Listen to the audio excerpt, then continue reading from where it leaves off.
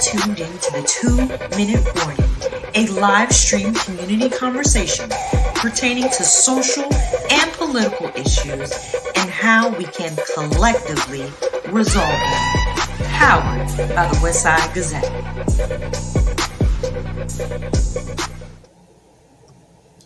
Hello, and welcome to the 2-Minute Warning. The 2-Minute Warning is brought to you by the Westside Gazette newspaper. The Westside Gazette newspaper is Broward County's oldest African-American family-owned newspaper. Joining me this evening is the publisher of the Westside Gazette, Mr. Bobby Henry, and our co-host, Mr. David Wright. My brothers, how are you doing this evening? You know, I am exceedingly glad to be here. And I really want to let the audience know, and thank you, audience, for joining in, that tonight, from this point on, you might catch us in rare form because of the seriousness of what we're about to undertake and witness. So even though I am terrific and getting better, I might be off the chisel. My nism, we're here tonight. I'm glad you put that disclaimer out there so that everybody will know that we are already in some crucial time. Mm-hmm. So we're here to really delve into what's happening, what the vibe is on the street, all the forgetting the polls. We going belly to belly, talking to folks and sharing that infinite wisdom that's been bestowed on many of our guests and some of the people that we're going to be having a conversation with. So Brother Perry, how are you, sir? Oh man, I'm doing great. Yes, we are in this 2-minute warning. I'm ready to get this over with. I think we are. Yeah, man. This on the for real. This is nothing to play around with. I kind of expressed myself in a couple of articles this week in the Westside Gazette, and you got to read it. One for sure is I won't, and I don't believe there ain't no way in the world that you can tell me true black men. I'm talking about real black men who have witnessed and felt the sting of the slave master's whip to tell me that by some happenstance that they are voting for Trump. I don't believe it. I really don't, and I'm telling everyone out there, if you are, then you're not able to vote. You've lost your right to vote. You're angry because of something you did, and now you're trying to place this blame somewhere else. The therapeutic term is placing the blame where it don't belong. So we're not holding back anything on this issue, because there ain't no way in hell that a Negro coming up in America would vote for Donald Trump or J.D. Vance, period. I said it. It sounds like self-sabotage to me. And not only self-sabotage, but you're effectively trying to sabotage true democracy. Yeah. Read it in the Westside Gazette. Read it, and you'll see. But this is no time to play. I mean, understanding what's at stake, the fact that shame has left the building, and we're voting on democracy. Come on, people. Let's be real. Let's call it for what it is. Quit playing around. Quit shucking and jiving. The truth is what the truth is. And there's no way that we will progress or do better under the ideology of a fascist, of a racist, of a 34 convicted felon, sexual abuser. Nowhere in the world. So let's call it for what it is. Let's deal with what it is. A person who can stack the deck with Supreme Court justices. Come on, man. Let's get right down to the nitty gritty. We got some guests who can bring it home for us too. Bring it right on home. Bring it right on home. But before we get into our guests, anything else, brothers, before we bring our sports analysts on? Because I do want to shed a little light on this show before we get in deep, because it's going to get deep. Shut up and dribble. All right, that's what they told her. That's what they told her, and that's what they did. Man, come on, Brother Noonan Robinson, we're going to bring Coach on for a minute because there's just so much going on out there in the sports world, and we always want to hear from our analysts. And I know he's gonna tie it right back in to what we're talking about today, our topic for today. Brother Robinson, how are you, sir? I'm doing fine. Thank you so much. And I won't be long, but I do have something to say, my brothers. Some things transcend sports and race. And we're celebrating the Florida Panthers' victory last year, winning the Stanley Cup. Well, they've gotten off to a pretty good start, and they have a 3-2 record, and they happen to play the Columbus Blue Jackets, which gave them that 3-2 record. They won the game, but more importantly, they were a part of the celebration of a fine young man named Johnny Gaudreau, who played for the Columbus Blue Jackets. He and his brother were tragically killed by a drunk driver, and he left behind a wife and 2 young kids and a family. It's just so sad, and that's something that we just have to take stock of, and people have to realize and take responsibility for their actions because it impacts so many other people. And I just wanted to say that, and then I want to talk briefly about the Los Angeles Dodgers. Now, before they were the Los Angeles Dodgers, they were the Brooklyn Dodgers. And you all know the history of Jackie Robinson and the integration of baseball. So I'm partial to the Dodgers as long as when the Marlins aren't doing well. And they played against the San Diego Padres and beat them despite some pitching woes. And now they're playing the Mets. A lot of people want to see the Mets and the Yankees play. I want to see the Dodgers and the Yankees play because for so long in the 50s and the 60s, the Yankees dominated the Dodgers, but they broke that barrier, and now they're doing well. They have some of the greatest players on both teams, and that's my prediction that the Yankees and Dodgers will play in the World Series. And finally, I want to talk about Sabrina Ionesco and the New York Liberty. Well, not finally, I got a couple more things after that, but she made a miraculous shot to give the Liberty a 2-1 lead over the Minnesota Lynx in the WNBA championship. And the caliber of play among the women in professional basketball is just astronomical, and it's something that I hope more people are paying attention to. And when I say finally, the top 5 teams in HBCU are North Carolina Central, Jackson State, Alcorn, FAMU, and South Carolina State. So we're looking for changes in that venue. And one more thing, and then I'll let you go, brothers. The Blanche Ely Dillard game, the Soul Bowl, will be played this weekend at Ely High School, Blanche Ely High School in Pompano Beach, Florida. That's all I have for you. I'm interested in what the show, because we just left the house and I was watching MSNBC, and Kamala Harris is the most. She is a Barack Obama on steroids. I'm going. All right. All right. Thank you, Coach. Thank you so much. Wow. A Barack on steroids. Well, at least that ain't like what Donald Trump said. Martin Luther King on steroids. So that's, man. This okay. Let's bring our guests on. I don't want to editorialize too much, because I can feel this, man. All right. We are really Feeling it, at the 2-minute warning. We at the goal line. Now, either we're gonna run this thing in and run it right down their throats, or we're gonna do what Seattle did and try to pass when we got the greatest running back in history. We're not gonna do that. So let's do this. So without any further ado, you guys, he's no stranger to the 2-minute warning. Matter of fact, we had him on a couple of weeks ago. Our dear brother from right here in South Florida, Brother Levoyd Williams. If we can bring Brother Levoyd Williams on. How you doing, brother? Sir? Yeah. How y'all doing today? That's Professor Emeritus. Yes, he is. Yeah. I want him to come on and share a little more about who he is, because his accolades, his list is so long. We'll be here all night.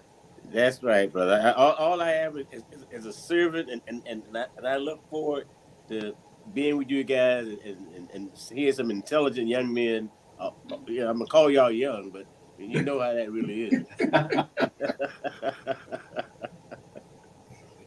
Awesome. Awesome. Brother Williams, go ahead and just share a little bit about you and then kind of let us know what's on your mind. We had this 2-minute. My name's Levoyd Williams. I'm from Pensacola, Florida. Son of Fred and Ophelia Williams. I graduated from Washington High School. Graduated from Bethune-Cookman. Got my master's at Nova. Became a city commissioner, manager at Bell South, vice president of network operations for a company called Super Telecom.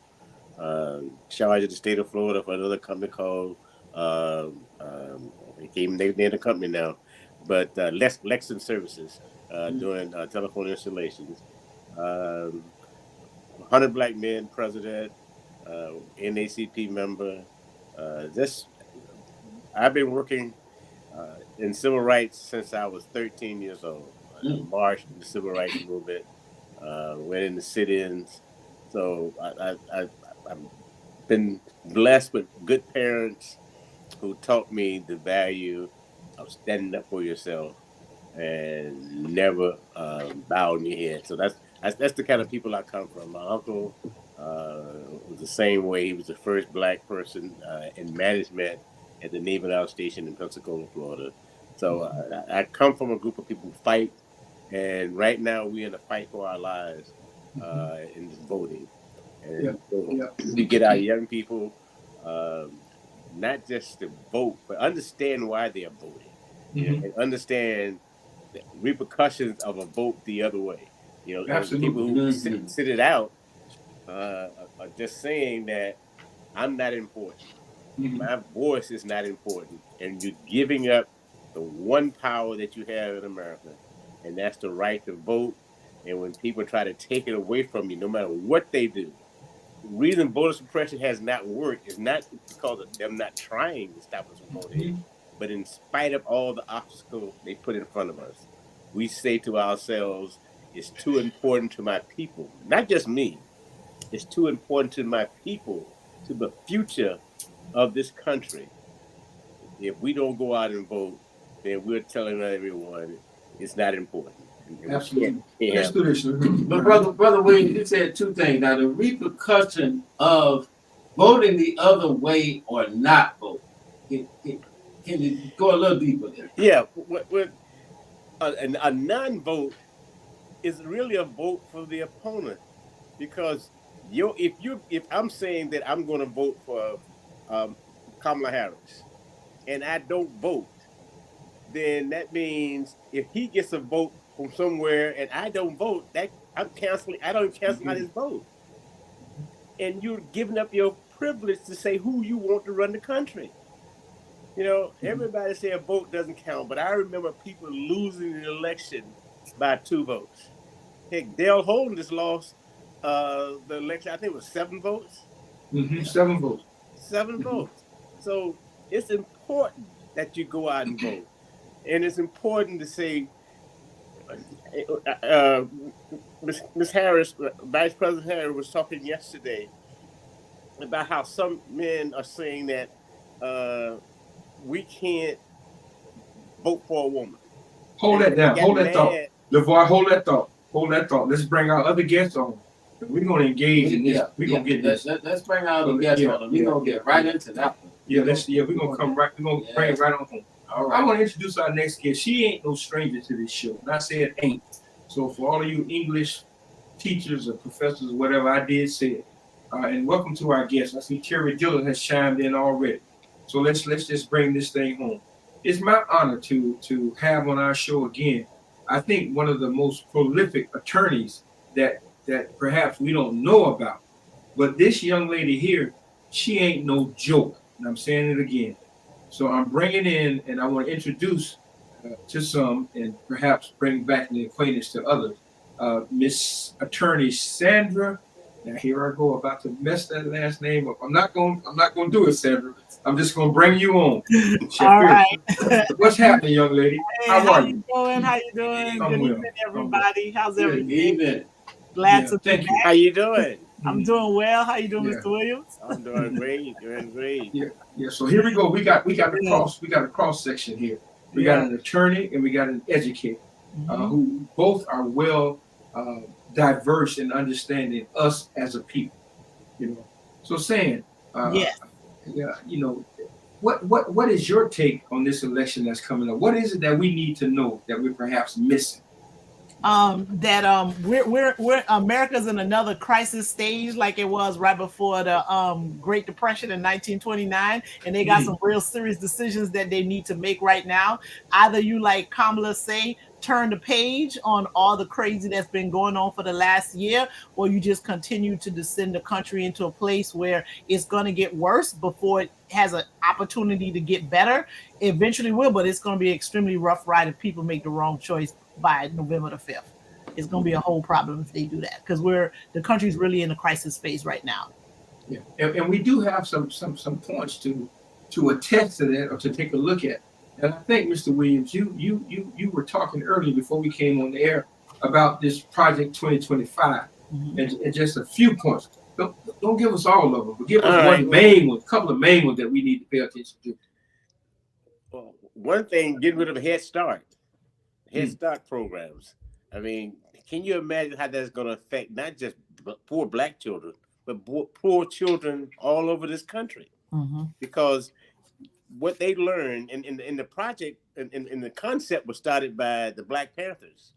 And what they did was they said, we're going to start feeding these children in breakfast. So when they get ready to start earning, they're not hungry. The stomach is not growling. So until that happens, that's one thing they're getting rid of. DEI. They're trying to get rid of all the DEI programs, diversity in the federal government. So you don't be like before. I'm hiring my brother-in-law. I'm hiring my sister-in-law. I'm hiring everybody who's loyal to me, because what they're trying to do is get rid of the civil servants. When Donald Trump calls that I'm not going to tax overtime, well, he can say that because in the project, they're going to make it harder for you to get overtime. So where it is now, you get 40 hours, the 41st hour, you get overtime. Or if you work 8 hours, the 9th hour is overtime. Well, they're going to change the rules so that you might have to work 2 hours before you start getting overtime. So I'm not going to tax overtime, but I'm not going to give you opportunity to get overtime. They're trying to get rid of the unions because what the union is saying that we have to have people get paid the correct amount of money. And when you look at the wealth growth in the last 20 years, billionaires have increased their wealth tenfold, hundredfold. And poor people, middle class people are not getting that. And so healthcare, if you want to talk about healthcare, they're doing everything to get rid of the ACLU. They don't want anything for poor people.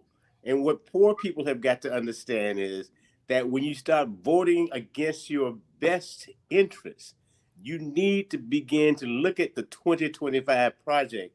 And we can go down. Hold up, Department of Education.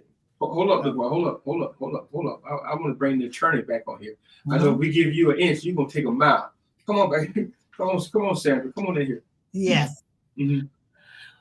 What you want me to say? I mean, everything that Mr. Williams is saying is absolutely true, right? And he's 45 and was doing some of those things before he left office. He tried really hard to get rid of the Affordable Care Act, but now they have a blueprint to actually get all of those things done. And not only that, they pretty much are motivated to actually do it right now, because if we don't know nothing else about that man, we know that he's petty and he's just going to do things just because he could do things and he wants to get back at people.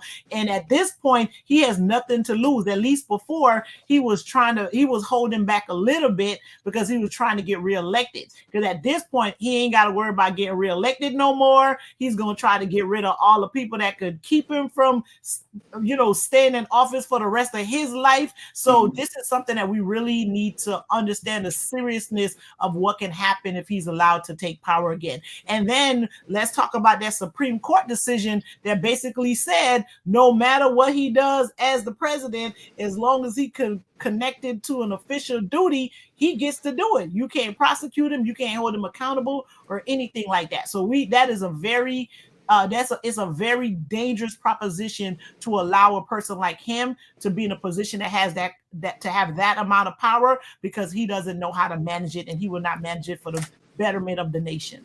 And just to go just a little bit further, one of the points that he keeps saying, that he's going to have the military break up domestic disputes. That's in the 2025 project. So even though he said I'm not part of the 2025 project, every policy that he brings up relates to that. 25 of the chapters are written, of the 30 chapters are written by people who worked for Donald Trump. So until we start understanding what's happening here, I mean, climate change. When you said we're in crisis, if this man is elected, he pulled out of the Paris climate agreement. Mm-hmm. Can you imagine 4 more years of just, it's a proper way to do fracking, but he didn't have any regulations. So these big businesses don't have a conscience. And so if you don't have any regulations, say, well, you cannot put so much water in the soil every day, then what happens is going to be happening within Oklahoma. People don't realize, if you've been to Oklahoma, they have earthquakes every day in Oklahoma. Levoyd, your wife is a gardener. You use the term fracking. And for those who may not understand what that fracking is and what it does to us, and the position that it puts us in as a peninsula, right? Florida is a peninsula. So what is that, and what position does that put us in? Well, what it does is it's taking water and it's blasting water to get to the oil or to the gas. And so you're destroying the soil, destroying the ground to get it. And what happens, you pour water into, from what I understand, to fill the holes up, and it blows things up. And that's why you're getting these earthquakes or semi-fracking in Oklahoma right now. And let me interject. If I can interject one thing, it's not just water, it's salt water. Oh, it's salt. Okay. Okay. And so therefore we got saltwater intrusion. Erosion. So we begin to mess up our fresh water. Yeah, we're eroding. Yeah. So it's so many things. Banning books. I mean, when you want to start changing the society, you start letting them learn who they are.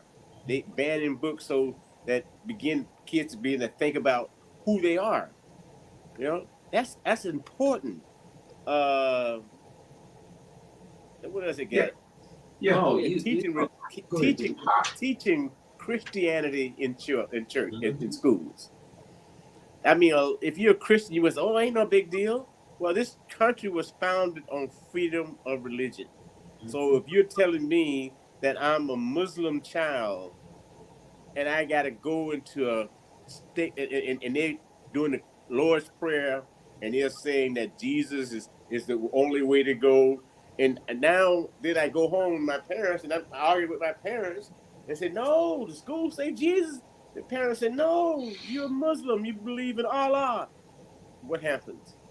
Conflict. People begin not have a clear view of who they are. You didn't open up Madam Attorney. That's the basic point of what Madam Attorney. No, I'm agreeing with Mr. Williams. Right. I'm telling you, I'm absolutely agreeing with all of the things that he's saying. And again, they may sound simple, and some of the things one of the things we have to always be conscious of is, like, when they're presenting this information, they try to present it in a way that is nice and is to benefit you. And trust me, it is not to your benefit at all. It's nothing but slick talking, right? And all they're going to do is completely start destroying folks, right? And the other thing that we have to also not say, well, they ain't talking about me, they talking about the other people. They just ain't get to you yet, right? And the way this thing is like they about to hit everybody. Like, it's you today, them tomorrow. They got it all covered. Look here, they're gonna raise Social Security age. Yeah, that sounds good. But if I'm a man and I do manual labor, can you imagine a 70-year-old man out there doing manual labor because the retirement age has been raised? No, but the other part of that too. So when they're raising Social Security, they also know that the life expectancy of There you Americans go. are going down, right? So pretty much they're raising. They're like, yeah, because they all gonna be dead by then, and then we don't have to give none of them none of this money. So think of that. So that's why they're doing it. They're raising the age because the life expectancy continues to go down. I was listening to something today, and it said like they've taken another 7 months off the life expectancy of Americans, and there's a lot of reasons why that's happening. Like half the food is poisoned, right? So like people aren't being fed, you're not being able to get proper health care, something wrong with you, the medicine costs, my brother has this deficiency. His medication costs about $15,000 a month. If he had to pay for it, that's what it would cost. But luckily for now, he's insured. But the other thing that insurance company, this is going to be part of the Project 2025 too. Like even if you have insurance, there's a maximum amount of money that an insurance company is going to pay for you over your lifetime. Right? So say the insurance company is only going to pay out $5 million for a person. If you spend $15,000 a month on medication, you gonna hit $5 million. You live long enough, right? And what they're trying to do is take away like Medicare and Medicaid. So and usually when a person can't have insurance from their work or from the marketplace, you go to state-funded, federally funded insurance. If they take that away, you can't get that. So what that means, you gonna die because where you gonna get $15,000 a month from to pay for medication? These are the things that they're doing. Okay, Sandra, also you mentioned the life expectancy. So does that include black folk? Because I know if white folk. But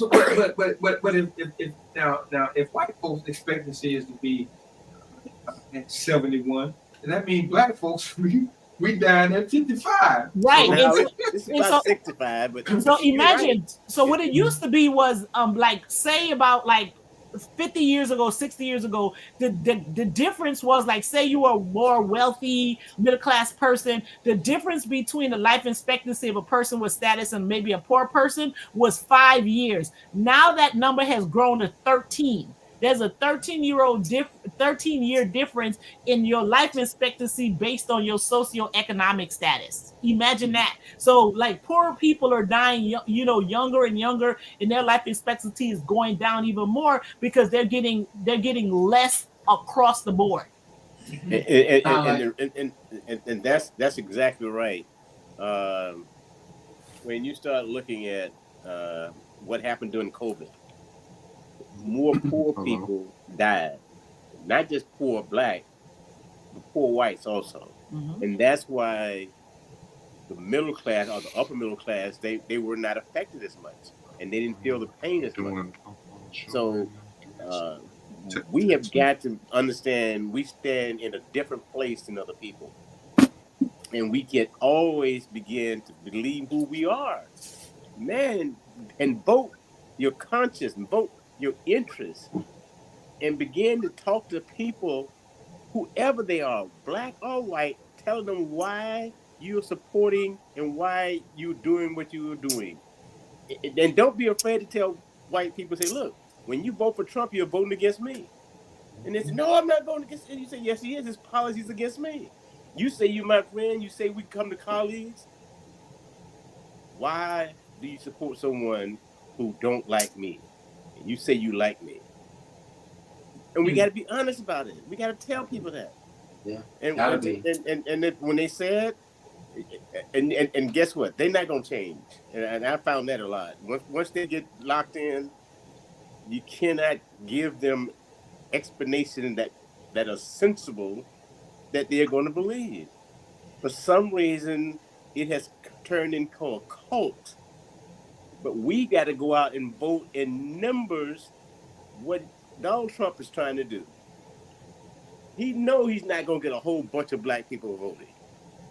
He's hoping he can suppress some of them to say, I'm not going to vote. That's why it's so important that you do vote. He's trying to depress the vote of the young Latinos, and he's trying to do the same thing with young black people. Let me do this, Levoyd. Let me Perry. You're from the technical persuasion, if you will. What is happening on that front when it comes to these bots and these other things that they are trying to do to persuade or dissuade us in voting? Well, I mean, the bots are just part of this new ecosystem we live in, and Make it plain so we can understand you. I mean, remember that well, we're not. no, I mean, we live in this digital society. We always connected, and so bots are out there. There's no way to get around a bot.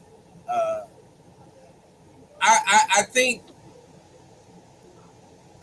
Republicans are so far ahead of us in terms of understanding this digital platform that we all connected to. And I agree. I have agreed with everything everyone is saying. Bobby said, in particular, said something that I agree with, but I think there is also another truth to that, and that is about the myth of black men voting for Harris. That number is always going to, at one point, black men were, I would say, equal to or at least a few points behind black women. What has happened is really a lack of communication within our community. And we say we're gonna be real. I think what this Trump Republican push and enticement of black men is also a reflection of a lack of black elder voices who they respect, who can fill that void. I don't know what it's like to be a young man not having an idea about the world around me, but I do know it's a bunch of them that exist. And it's speaking to, and we keep talking about this damn barbershop and do all of the things. We got to get out of ourselves to get into their world.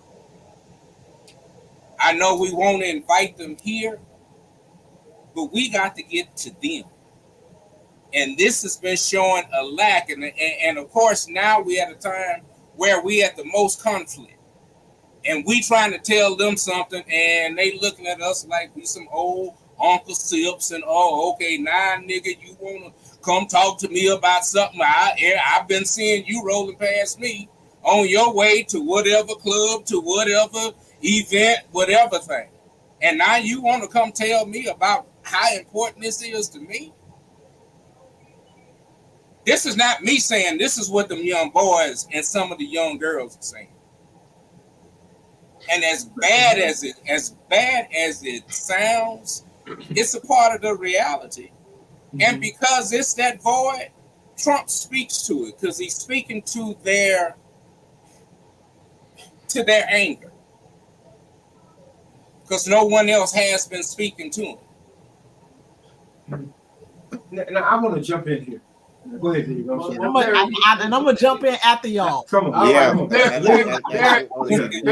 You really bring up an interesting point. I got some things to say too. Yeah. You bring up an interesting point. And because we're at the bottom of the hour, we just want to remind our viewers to go ahead and chime in. We want them to get engaged and be a part of this conversation as well. Mm-hmm. So Perry, what I'm hearing you say is we kind of late in the game to go out and rescue some of these young brothers that we hadn't talked to over the years. But I want to hear. I won't say we're late in the game. I won't say we're late in the game now. I think it's time to redeem. Whether or not, I don't even know if half of them are even capable of voting anyway. Let's talk about the number of young black men that's on paper. One of our viewers said this is a taught behavior, man. I see one of our viewers said this is a taught behavior. He just texted me. This is a taught behavior. I wish you would explain that, Daryl. Explain that as a taught behavior. Go ahead on here. Right. I mean, but I'm just saying these are some of the realities. I've gone out of my way to try to hear and at least try to get into some of these places on social media to get into getting the kind of feeds that they're getting. My son and I have plenty of common friends, but his timeline and my timeline are so different. And we have no idea what's being pushed. And it's like, yeah, we're talking, but they don't understand. How do you understand? It's not an excuse. I'm just saying. Sandra. Oh, what I gotta say? Okay. Yeah, Sandra. All right. So, okay, I tend to have unpopular opinions. That's okay. This I'm might like be one, you. right? Yeah. So I understand how they, there's all this talk about like black men voting and they mad at the ones that want to vote for Trump and they want them all to vote for Kamala. But black men are not going to be the difference makers in this election, right? They always want to avoid talking about white women, and they're the reason why Trump has been in our lives since 2016, right? That's where the conversation can be. They, listen, they're the ones, and they're the reason why Trump came in our lives in 2016, because 55% of them decided to go and vote for this guy, no matter all the things he said and all the things he did to them, right? So, and imagine, they're the reason he came in our lives in 2016. And then when it was like in 2018, when people were rebelling against that, they had the thing in January with the pink hats and all of this kind of stuff, right? And what has happened since then? They have actually been able to benefit from the fact that they got this guy in office in 2016, because now more and more of them are getting elected. They're getting U.S. rep seats, Senate seats, local seats, all of this kind of stuff, right? So they managed to have this be their benefit, right? Instead of them being the center of the conversation, because they are the ones that are going to make the difference this year, they got us talking about brothers and all that kind of stuff. And I'm not saying no brother in his right mind should vote for 45. That is not what I'm trying to say. But what I don't want us to do is to spend our time making brothers feel bad than they already do. And some of them got their legitimate reasons for feeling that way. I don't agree with it.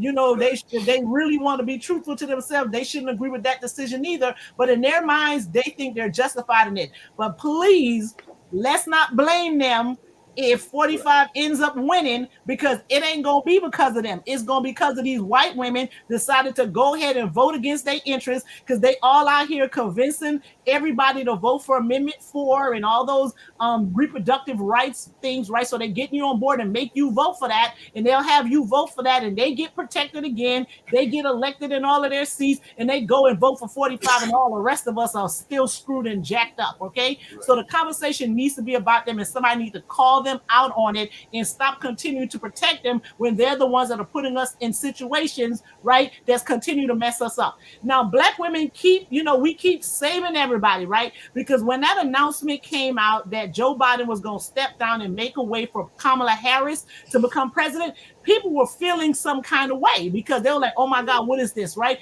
And so what did those sisters do? Black women got on the phone, they got a call, they got 44,000, and they lifted the spirits of the entire nation to the point where black men was doing something the next day, then the white women did something and raised women, then you had the white dudes for Kamala, and now you got everybody for Kamala. Black women did that. We continue to save this nation from themselves, right? And they were trying to blame us for Trump. Say, 95% of all the black women didn't come out and vote. No, that was not us. That was white women. White women did it again in 2020, but we managed to, some of them got to their senses. So you got like about 7 to 9% of them to be like, I ain't doing this dumb junk again. So now we need a whole nother 20% of them to not do that dumb junk again and stop trying to blame brothers for what's going to happen if 45 becomes president. It's not on them. All right. Well, it seems that black men have always been the I know you got something. Go ahead, boy. I'm sorry. Not the brothers.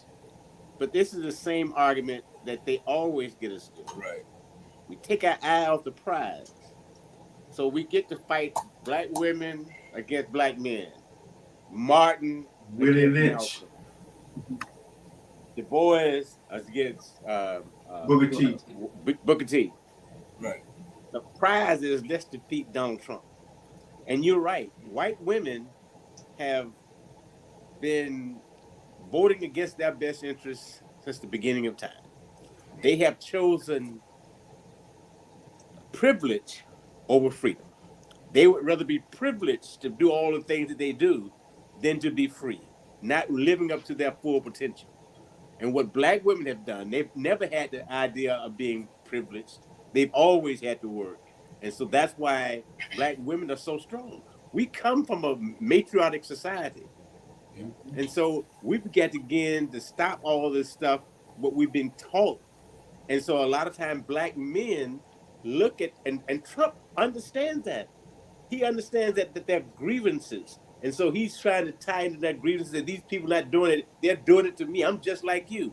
And these guys are so. But he ain't though. They need to don't fall for that lie. No, He's no. just like Hey, none of them. look here. Stop falling for the lie, look because here. he's not like He's you. got so much Okay. money that they don't have that kind of money. They don't have that privilege.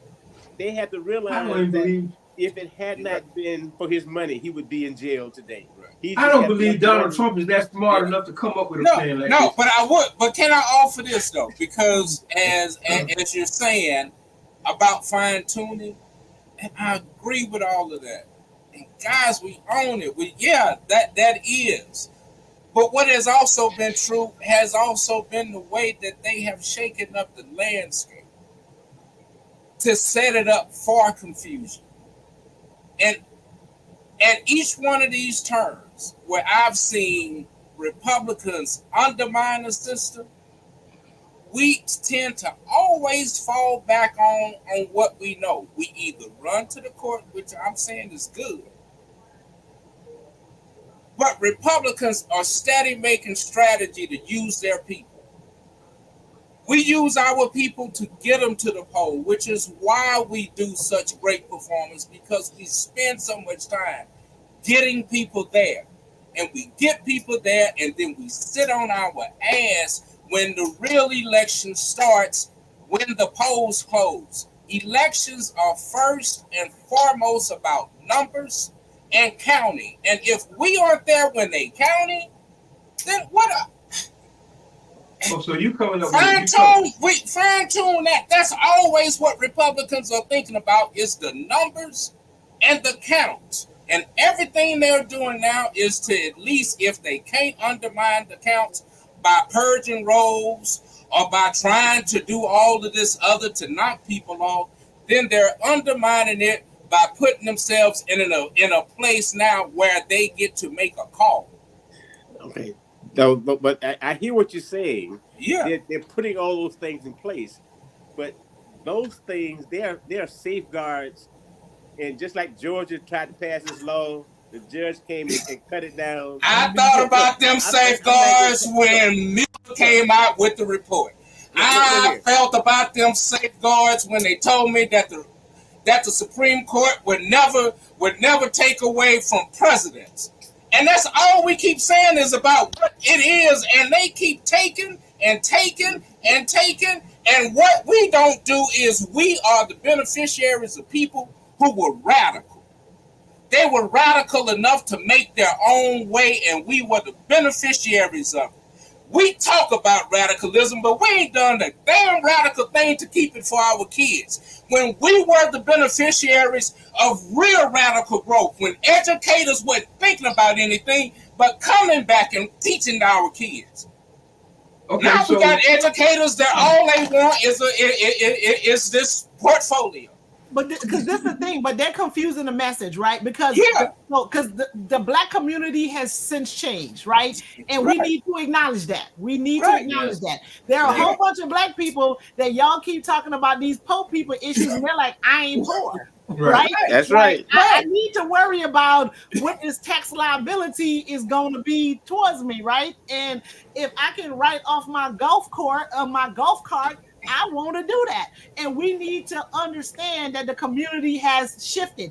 All that hard work, we ended up educating a whole big old generation of Black people that miseducated themselves. Miseducate too, right? You're right. Yeah, so educate and miseducate and confuse for sure, right? A whole bunch of folks to have them say, like, you know what? I ain't got them kind of poor people problems no more. I'm going to have a petition. I'm going to be in a drop. I'm going to be good when I get out of here. So all that stuff y'all talking about, y'all ain't talking to me, right? And we need to understand that. So they keep giving this same old message, acting like all Black people are in the same situation. And the reality is that we are not. You gotta shift that conversation. And even when they're going into these churches, most of them churches got people that truly pay them 10% of them tithes, right? And you ain't paying no 10. Well, I shouldn't say that. The chances are of you paying 10% when you making minimum wage at McDonald's, I don't know. You know what I'm saying? Like, I don't know if you're really doing that, right? But if you got that 6-figure and you got double income, y'all really giving the glory to God and giving them people all that money. You got to have a different conversation with that person than you are with the person who's really on that struggle bus. And that's part of, they're not, the message ain't really being catered right to black folks, right? And then some of these brothers they talking about, they keep forgetting that some of them married to white women, right? They married to white women, they married to Spanish women, and you trying to have the same conversation to a black man that have a black wife. You can't have that same conversation with him because you're talking about his wife and the rest of her family. You got to have a different conversation, and we got to do better with that. So that's my rant for the day. Point taken. Point taken, Attorney Sandra. It's not about if I'm in the upper class or the middle class. It's about justice. Right. It's about being right. Look, I can make $1 million. I still should pay my fair share. What we've become in America is they saying they value Trump because he figured out how not to pay taxes, how not to be a good community servant. That's what we got to do. We can't stop all this fighting and understand where it is. First thing they did, they took out teaching civics in class. So now young men don't know the importance of voting. When I was coming up, you started talking about the government from the time you were in the 3rd grade. By the time you got to high school, you knew who was what. We have got to begin to stop and start focusing in on what's good for us and what's good for the country. And see, what's good for us is good for the country. And what we get, and poor white people don't understand, they're voting against their best interest every time. Because what they've done is they've changed the worship of God to the worship of money. Well, now we're getting into an area that's really how do I say this? When we start talking about the personal beliefs, we can go off down another rabbit hole. But if we focus in on what's right for everybody, for everybody, for everybody, not based upon a religion, but what's right for everybody.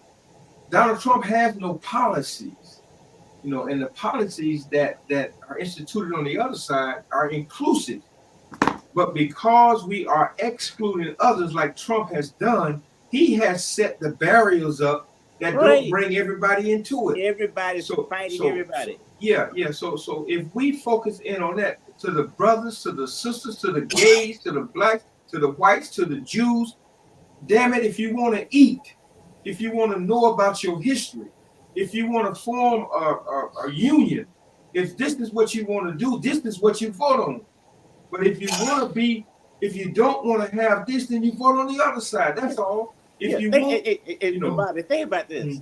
Union members are voting against Kamala Harris and Biden, and they're the ones who saved their pension. Stop right there. Stop, Levoyd. The union members, that came from the top. Down, the nitty gritty say, hell no, we ain't going for that. We're not going to do that. This is what we're going to do.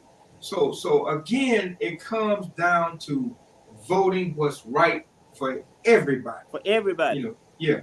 Sandra, I see you. Your mind going to. But you got to tell them why to do that. You got to. So you got to tell us why we got to do that. So when we talk about the banning the books, for example, right? Yeah. If you have a person that's in a certain socioeconomic status or have a certain intellectual ability, right? Or they already have them books in their house for their kids, right? So they're not being impacted the same way. They're like, well, I already knew I had to supplement my child education when I saw what they brought home in kindergarten. So they're having a very different experience. And yes, you want them to be like, oh, be this good person and make sure everybody else is okay. But like, that ain't even the culture of the country, right? Regardless of the politics, right? Regardless of the politics. So that you cannot only try to sell them on like, no, do this because there's a right thing. Now, that not to say that there aren't reasons for people not to vote for Trump, right?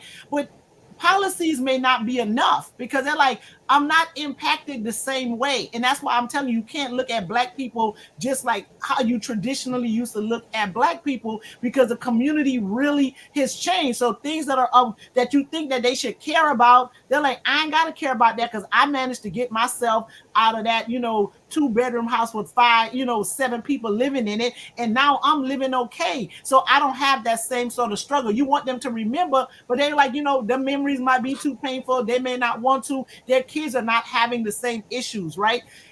You have to explain Donald Trump in a very different way. That you gotta focus. Forget his policies. The man's a liar. The man's a liar. The man's a criminal. All of his friends go to jail. He ain't responsible for nothing. He think he knows everything more than everybody else. He told them people to go put bleach in their veins. He let people die every day because of COVID. He went ahead and when his people who he was trying to make secretaries, the cabinet members, when they couldn't pass the background checks, he was like, forget the background checks and just gave them jobs. That is dangerous. You got to tell them people, remind them of those things about Donald Trump. Don't always get stuck on the policy because the policy is not going to resonate with them, right? All your friends can't be going to jail because of things that they did for you, and then you ain't got nothing to do with it, right? That don't even make sense, like, at all. So there might be a point where that's the true conversation that you need to have with folks, instead of trying to, say, no, it's about reproductive rights. No, it's about, banning books. No. Tell them that this man's a straight con man. He's a straight crook, and remind them of what he did on January 6th, that he tried to have a coup d'etat in the United States of America. And that's the things that you need to tell them about. Because if he tried to do that, then imagine what he would do when it's time for him to leave again. This man didn't even have the decency to stay when the new president was getting inaugurated. Whoever did that? You know what I'm saying? Like, that's the dude you want to be president? Nah, you can't possibly want that. Okay, attorney, on some of the things, I won't say I disagree. Okay. But hell, my child is hungry. I ain't gonna get no food in school. I can't afford it. So he's gonna cut off my free lunch. That's not everybody. That's not the entire Black community. But that's enough of us. That is enough of us. There's enough who are dependent upon that child lunch. It might not be. It's enough to make a difference. That's what I'm saying. And I agree. So somebody who knows the breakdown of the Black vote will probably be able to have a more sensible conversation. And they don't, Sandra. They don't, because they got the wrong people. They don't. Because the free lunch person might be the person that didn't know that they were supposed to register to vote by October the 7th. So they can't vote anyway. So you need to, those conversations has to be tailored to those communities, right? Because they might be the one that didn't even know. They're like, they didn't know about the primaries. They're like, well, I voted in August. I thought that was it. When I went, I didn't see his name, so I didn't know he was going to be on the ballot. So those conversations have to be tailored in a different way. And I'm not saying that Mr. Busby was talking about the person who's the felon who probably can't register to vote, or probably don't know now that if you're a felon in Florida, you can get your right to vote restored. You can do it, and they probably don't know that. So they're thinking, I can't vote because I got a felony. The only felonies that prevent you from voting now is if you committed a murder or a sexual assault. All the other ones, you can get your rights back. Now, that ain't true. Your president, that ain't true. Number 45 trying to get. He's gonna try to get rid of that. But in Florida, you can do that. So, but people don't know that. Like a lot of those guys they're talking about probably don't know that they could have gotten their rights restored yet. Okay. One thing you can tell the young brothers: stop and frisk. Mm-hmm. That would be a nationwide policy under Donald Trump. Now that affects them. That does. All right. So there are so many things that they need to understand that affects them. And then you saying that there are different levels of Black people, economic levels. Yeah, but fascism don't care what level you're at. There were rich Jews. You understand what I'm saying? Mm-hmm. Well, we came out of Reconstruction. There were Black people who were millionaires after Reconstruction, but because of the Jim Crow laws, they took their land. That took their property. So we got to tell people, no matter where you are on the level. Mr. Williams, they needed that highway. They needed the highway. They needed the highway. So See, it you wasn't understand. about taking a land. You know, the population was growing and they needed to build Eminent I-95. domain. He just so happened they had to go through Overtown. What do you mean? So look, one of our viewers, Miss go. Spirit of McCleary. Either go through my community, or I can go through your community, or we can start a new path. If the easiest way through the black community, they just chose that way. Miss McCleary is asking. She's asking. So, what do you guys suggest that we do? we gotta get everybody to go vote, and just you gotta figure out you gotta know your audience and figure out what you gotta tell them in order to get them to vote. It can't just all be the same talking points. Depending on who you're talking to, you may have to get to them in a very different way than you do someone else. So you gotta know who it is you're talking to and what it is that's gonna move them to make the right decision. You know something. What I say is that we've got to remind them that things can get worse. So a lot of these young brothers don't believe things can get worse. I believe that's where we have to get them, because again, if you've always lived in this sort of way, you have no frame of reference of what worse can be. I mean, you know, I'm a few years removed from Jim Crow, born in '64. I have no frame of reference for what that is. My life was so far removed and turned. Wait, no, wasn't that funny, little brother? No. I'm just saying. I'm just saying. My experience was removed, so to say. Ooh, Jim Crow. Even for me, that's an unknown place. Well, why don't we re-reference instead of Jim Crow? What does Jim Crow mean? You know, so let's put it in a language that they understand. Right. See, we're talking Jim Crow were laws that were passed to denigrate. Right. Okay, I understand that. I understand that. So let's tell the young people, look, we call it Jim Crow, but you want to be around your white friends? You can't be around them. You know, let's change it and put it in a language where they understand. Yeah. You know, let's not talk in the 50s or 60s language. Let's bring it up to date. You know. Okay, I hear what you're saying. But So, how do we tell them that? How do we get them to understand that history can repeat itself? Attorney. Listen. I'm truly the wrong person, because I still don't understand why anybody support Donald Trump. Like, show them a video of him talking for 5 minutes and ask me how many complete sentences he made. Right? You know, if you're in the 4th grade, I'm sorry, Mr. Williams. Look here, we can sit here and fall all this stuff we want. It's racism. People are willing to give up privilege. Give up freedom for the privilege of being white. How in the world can you see a man who misogynistic, evil, cruel, no morals, lies, and you still support him? What else could it be? Can't be common sense. Okay, so even they could be as racist as they want to be, but he don't like them either, right? They don't. So, because if you saw, they don't realize that. Well, I don't know how they realize that, because the ones that went to Coachella last week, just like him. They are just like him. You can't see the forest for the trees. Saying that if you are a Democrat, you can't belong to my church. Right. Okay. But I think this is this whole idea about democracy and telling people you have a choice. I know this sounds kind of real basic and fundamental, but from the time you are born, politics rules your life. That's right. Politics rules how long you gonna stay in the hospital, the medicine, you come home, your parents have their politics. Talk to any child who felt like their mama treated somebody better. That was the politics of your house. You went to school, you went to church, and all the politics dude was told you had to do this and this. And then all of a sudden you get to 18 and now you get to tell me I can control them. When? Where?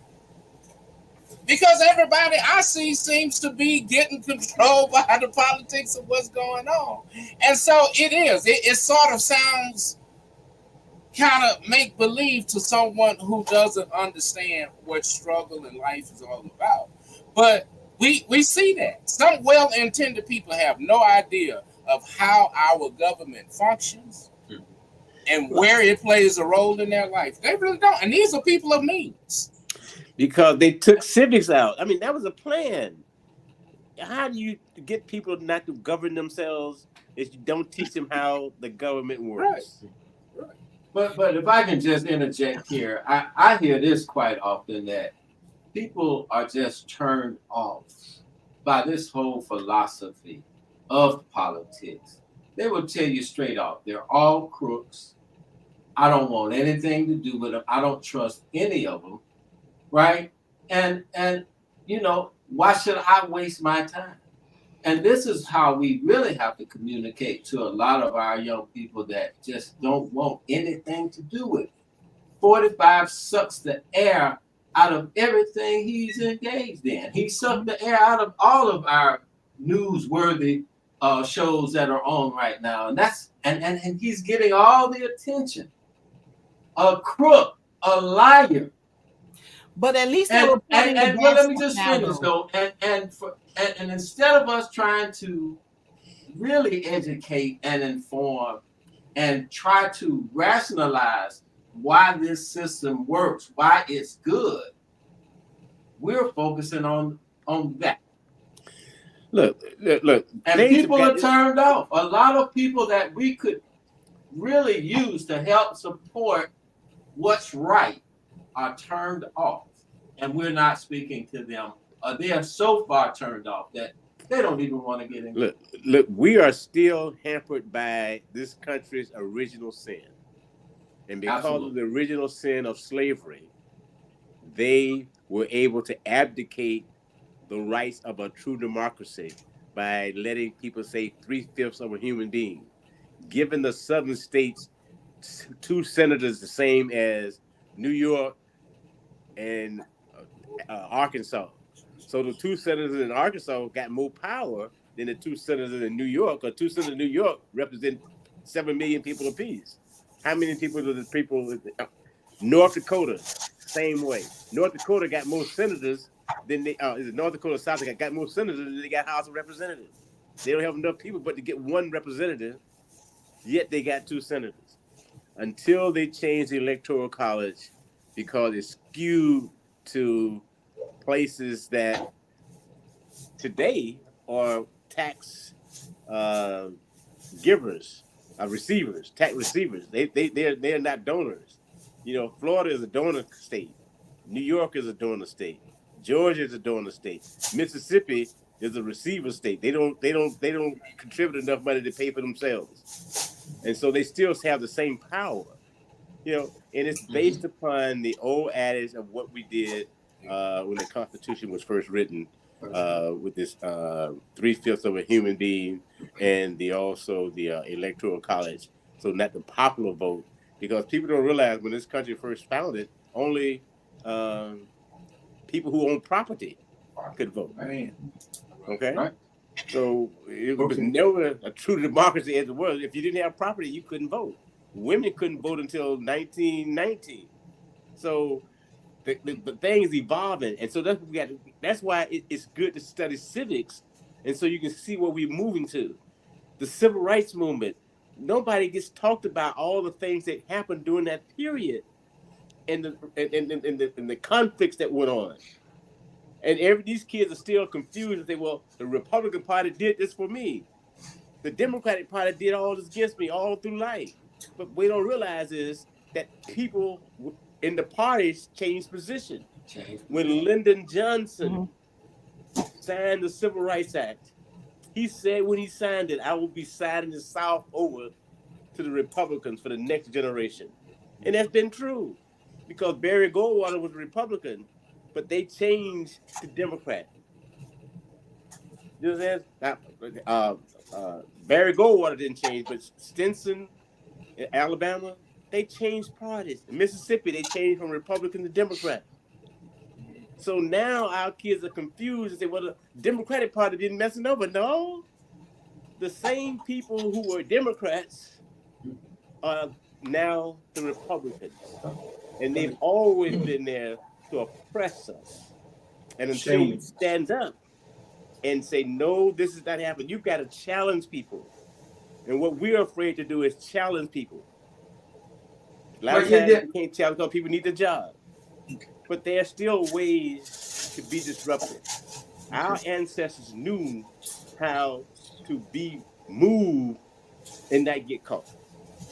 We got to learn that because we are so busy thinking we made it that we still don't realize that even though we are doing better, we are not where we're supposed to be. Okay. And how much is still at risk. Yes. And how much, stuff's at risk right now. Yeah. I'm scared for my grandkids. Like I tell people, I'm 78, so I might not see these big changes. But if Donald Trump gets in, my grandkids are going to pay the price.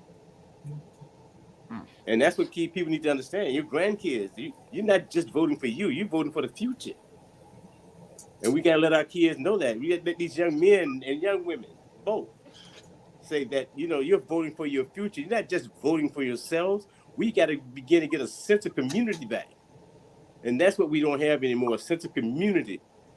We got people fighting against each other. Haitians against African Americans, African Americans against the Jamaicans, and all this kind of foolishness.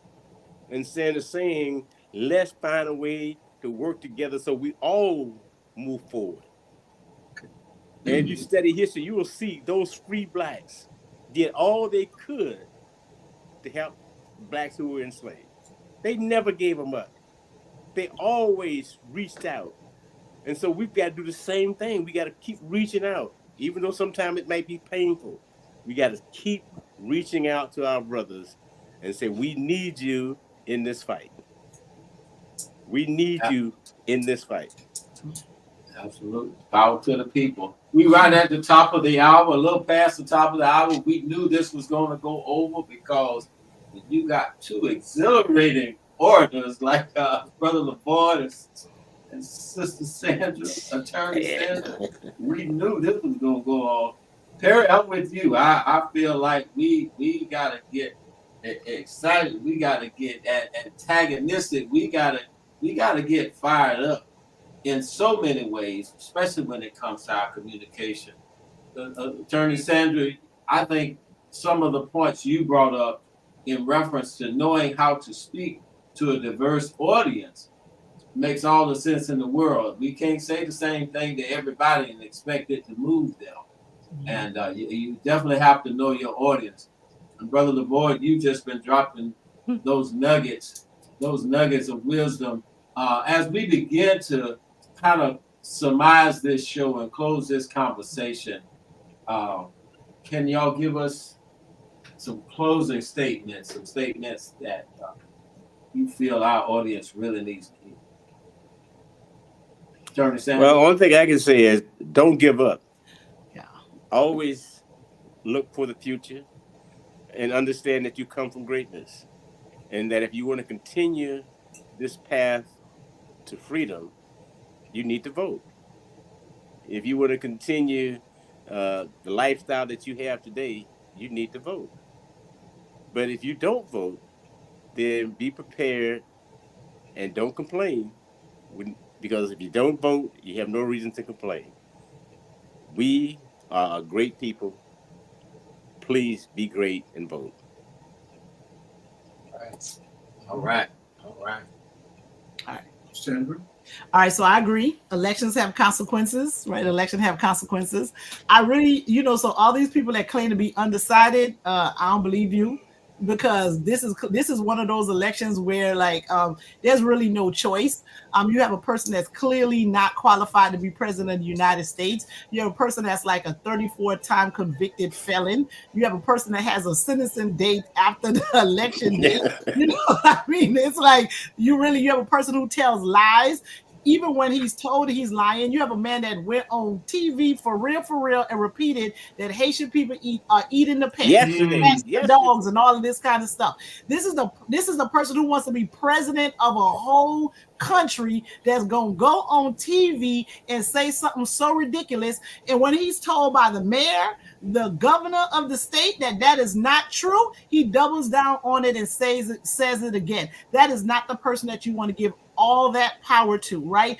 Particularly when we have a Supreme Court that said that no matter what he does as president, he gets to do that. This can't be what y'all want. Y'all know that ain't what y'all want. This is not a tough choice. If you're able to find some level of grace that will allow you to think that you should vote for Donald Trump, then you should absolutely be able to extend that grace to Kamala Harris and give her the opportunity to be the president of the United States, right? And then when you're thinking about presidents, you don't only think about them. You think about the cabinet that they're going to have, the people that they're going to surround themselves with, right?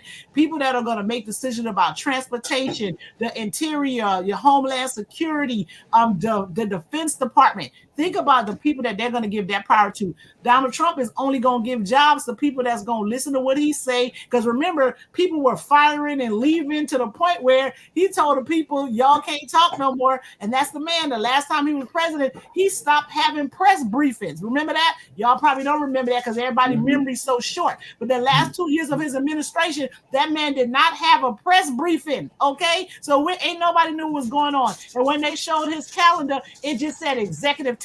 They couldn't even tell you what the man was doing. This is not the man that you're trying to give back a job to when he was fired. Like I think Hakeem Jeffries said that he was fired by 81 million people. More y'all need to go and tell him ain't nobody don't want him no more. Stop circling the block. This is not what you need to do, right? And on the local side, those of y'all got to go out and vote. Early voting starts on Monday, October 21st. We got the full 14 days of early voting, 7 a.m. to 7 p.m. It's 28 locations where you can go and vote. Let me tell y'all, get y'all ballots before y'all go in that room. I saw the ballot for the city of Dania Beach. Y'all can't go in there and vote without seeing that ballot before you get in there. Y'all got about 13, 15 questions on that ballot. You need to see it before you go in that room because you're going to go in that room and vote on things that you don't understand, and we don't want you to walk out and not vote. So make sure you download your sample ballot before you go in there. You can go to borrowedvotes.gov and you can get your exact ballot so you can see what's on there before you go in that room because you need to take it in there. All your other cities, there are referendums on there, there are amendments on there. Some cities are deciding if they're going to have a strong mayor or not. You need to know that before you go in the room because when you go in there, you'll be like, I don't know what they're talking about. I don't know who these people are. You have to go and get your sample ballot before you go in the room. So that's a bit of advice to everybody that's actually that's going to vote, and all y'all need to go vote. And don't walk in there and only vote for the president and walk out. No, because the Senator, Debbie Merkersall Powell, is trying to replace Rick Scott. Rick Scott was our governor for 8 years. A mess he made. He's been in DC doing absolutely nothing. So we need to get rid of him. So please make sure you vote Democrat straight up and down the ticket. I could actually say that this time because I'm good with all the people that are there. But make sure you get your ballot before you go in so you can make those decisions about the people that's running for commissioner and mayors in your city because all politics are local and those people are making decisions about your everyday life. And you need to make sure you put the right person in that seat. What about the amendments? Anybody want to talk about the amendments? Amendment 1, my recommendation is no. Amendment 2, my recommendation is no. Amendment 3, my recommendation is yes. Amendment 4, my recommendation is yes. Amendment 5, my recommendation is no. And Amendment 6, my recommendation is also no. Wow. Great. Yes, You agree? Yeah. I agree with 5. It just kind of depends, right? Because 5 is one that depends because it benefits the resident, but it also affects the amount of money that the city is going to get because they use those tax revenues in order for them to create the budget for the city. It's about when they put this on there, you know, if you got a community that's got a lot of business, it's not a big deal. But if you're a bedroom community and you've got increased the homestead tax exemption, you're going It's to a hurt the problem. tax base. It's a problem. Yeah. All right. So, big cities like Fort Lauderdale, no big deal because they got a big commercial base. But if you got a city like Lauderdale Lakes that don't have a big commercial base, That's how. that will hurt them. Okay. Yeah, they're gonna have to raise the tax. If I can say anything about the judges, if the DeSantis appointed them, don't vote for them. The two judges for the Supreme Court, I say no on both of those. Keep going, more than them. Well, I didn't get through all the other judges. I just got. I just said if DeSantis appointed them, don't vote for them. Okay, Simple as that. that. Don't vote to retain them. And Woody Claremont is on Broward's ballot. You can go ahead and vote for him. Yeah. Okay. All right. Okay. And if you have some questions about your ballot, call us here at the Westside Gazette, 954-525-1489. We'll do our best to help you by consulting with other sources to make sure that we are able to answer your questions. Again, if you're having some questions about your ballot, call us here at the office, 954-525-1489. Right? Okay. And I'm going to tell y'all, when you get a chance, read the Westside Gazette, especially the piece that says, I can't, I won't, and I don't believe. Read that. I got it here right now. I'll read it when I get off this. Read that. Okay. Perry, you want to say anything before I close out? Well, yeah, I just truly believe that whenever this vote comes in, that it will be a day of reckoning for us. I would be extremely happy or extremely sad. Yeah, I mean, it will be a reflection of us for sure. More than it will be a reflection of Donald Trump, it'll be a reflection of us and what our ideals and hopes are. And I'm with you, Mr. Williams. I truly hope that, and by reckoning, I mean reckoning in the sense that it somehow brings some sense of soberness back to the Republican Party, because this is going to kill us with just having one party. We got to have options, because it doesn't mean anything that I like the Democrats. If that person just is there because the other one wasn't an option, I'm left to his opportunistic wheels, his egos, her egos, whatever, because I really didn't have a choice in the matter. So I need viable choices. I need good Republicans in here. I need just good people of character voting. And so I hope it will be a day of reckoning, that we can bring some sense of clarity to what we want in our government and what this is going to lead to. So we shall see. Very good. I see Ms. McCleary has chimed in, and she's absolutely right. If we don't have a plan, it's right there. There it is. If we don't have a plan that we understand, then it's the same old stuff. You're absolutely right. SOS. Carmelyn, you're so right. Politics. Pick it. Which one? In closing, I want to say this. First of all, thank you for our viewers. I see Ms. Lumpkins has chimed in, and the rest of y'all. Darryl Stark, you should have been on the page so we can read your comments. Thank you for texting me, but everybody wants to see it.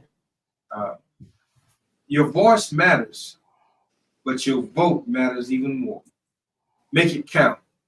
The fight for voting rights has seen the leadership of Black activists and allies from many communities, including our Jewish people, from the bravery of civil rights leaders like Frederick Douglass, Fannie Lou Hamer, John Lewis, to the support of Jewish activists like Rabbi Abraham Joshua Herscher and Andrew Goodman, who marched and sacrificed for equality. This struggle has been a collective effort. Be sure to understand the candidates candidates and the issues before heading to the polls. Casting an informed vote honors their shared legacy and helps shape a just future for all. So this is a serious matter. Join us next week as we have two individuals from the NAACP, the Harriet T. and Harriet Moore's Museum, and the involvement that couple did and died for, as well as two individuals from the Jewish Federation here in Fort Lauderdale. So we're going to have a very extensive conversation of how we can come together and make our votes count. Thank you very much.